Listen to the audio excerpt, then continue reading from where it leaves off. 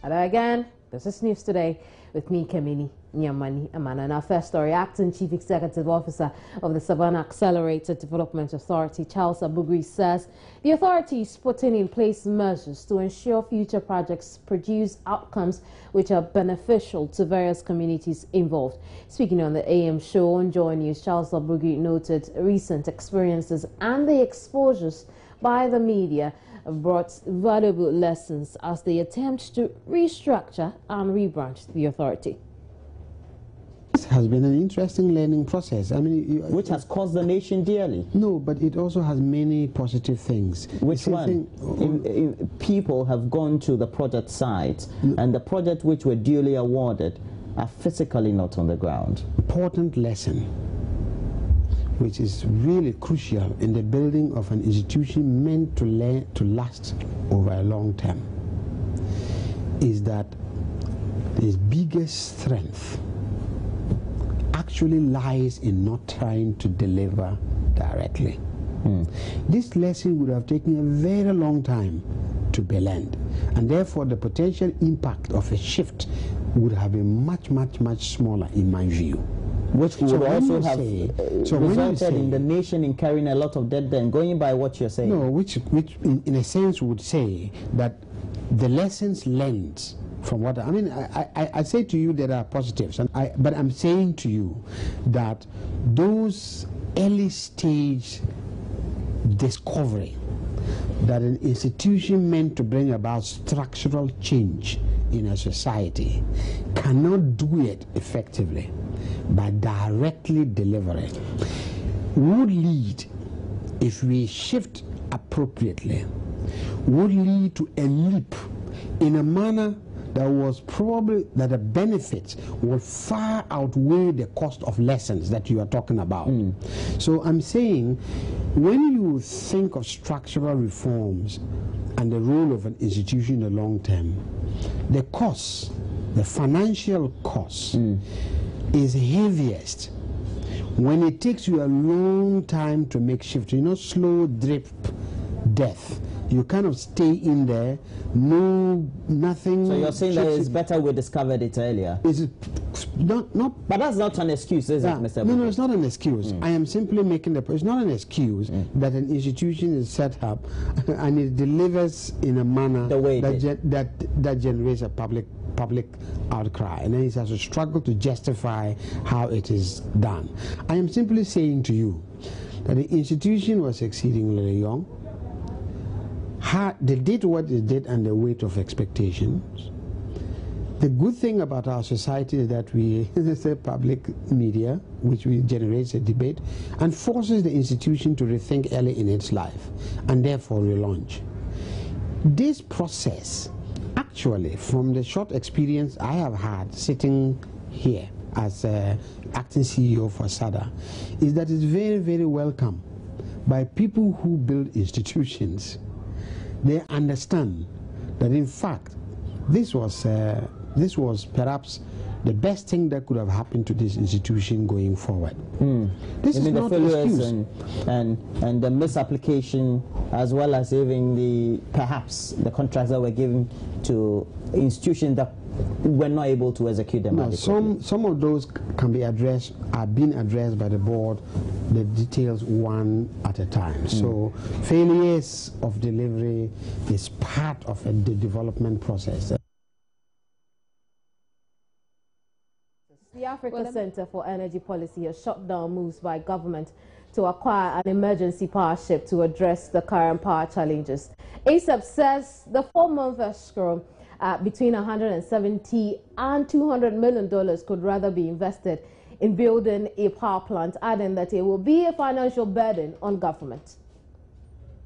Government last week announced it was bringing in some emergency power barges with a 450 megawatts capacity by March 2015 to address the current power shortages. But ASAP, although appreciates government's quest to address the challenges in the power sector, disagrees with the move due to the financial commitment involved.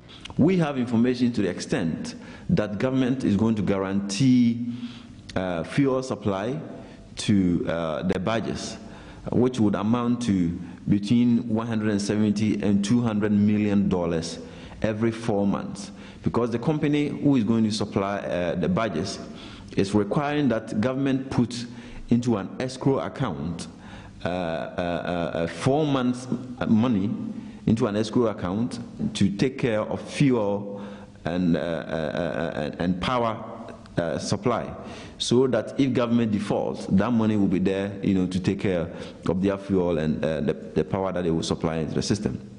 That we find unacceptable, because if you have that kind of money, $200 million is enough to build 200 megawatts of power plants. Why are you not investing that money into building power plants, which is more sustainable in the long term? ASAP also wants government to make public the contractual terms with the power company that will provide the badges. We have followed the history of the company in question. The company is operating in Lebanon, and they have operated in Pakistan. And in those countries, the arrangement that they had with the countries, the government of Lebanon, for example, had an arrangement where for every single day that the company defaults in putting power onto the grid, they are charged $270,000. So that is a performance check on the company to be sure that they don't relent on their commitment to produce power onto the grid. You understand? So what are those measures in our arrangement to make sure that Ghanaians will get value for money?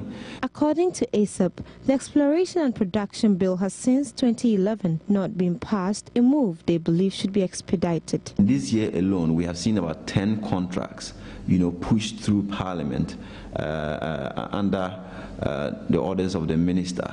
And we think that if we had the new petroleum exploration bill passed into law, we could have gotten a better deal than what we have, because that is what provides a competitive bidding process. The regime that we have as of now is just an application to the minister through an administrative process, and the minister evaluates and assign the block.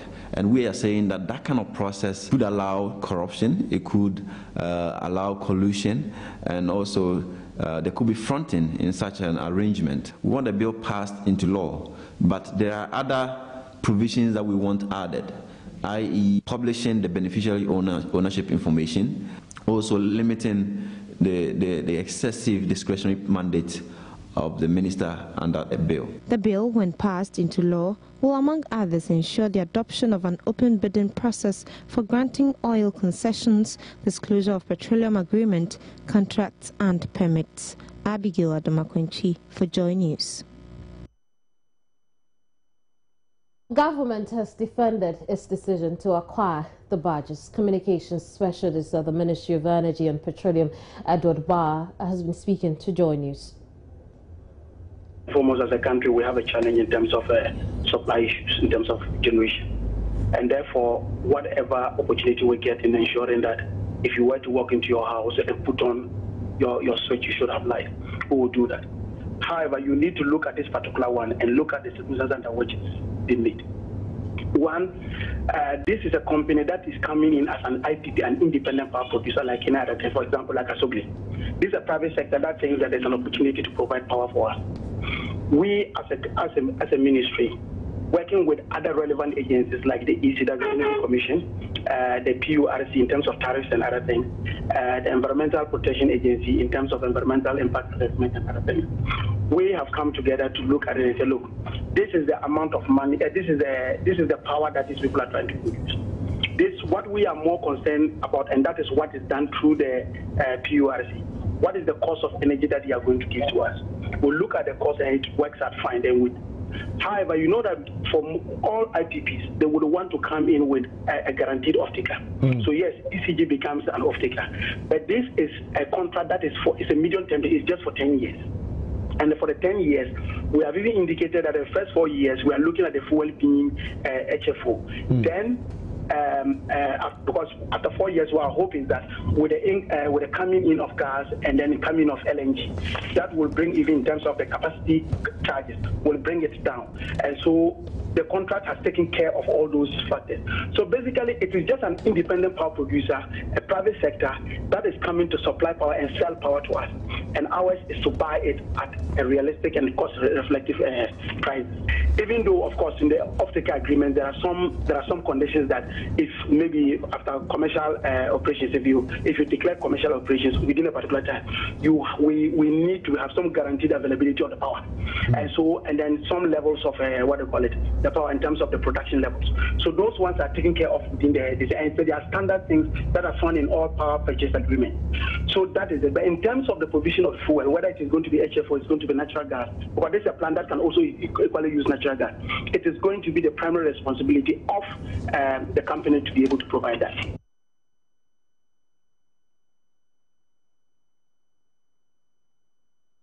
So after 6 years of supporting needy but brilliant students as part of its corporate social responsibility, the multimedia group has decided to increase the number of beneficiaries of the scheme. In spite of financial challenges, the group has decided to increase the number of recipients from 20 to 30. The scheme would also soon be expanded to cover tertiary education. After sponsoring a number of brilliant but needy students over the years, the board of the multimedia group has taken another giant step towards improving the lives of the future leaders of this country. According to a board member, Vicky Reku Ando, the board appreciates the challenges parents and brilliant children are facing and that influence its decision. She also indicated there are plans to expand the project. Because we were running with a limited fund, we were limiting the numbers to 20.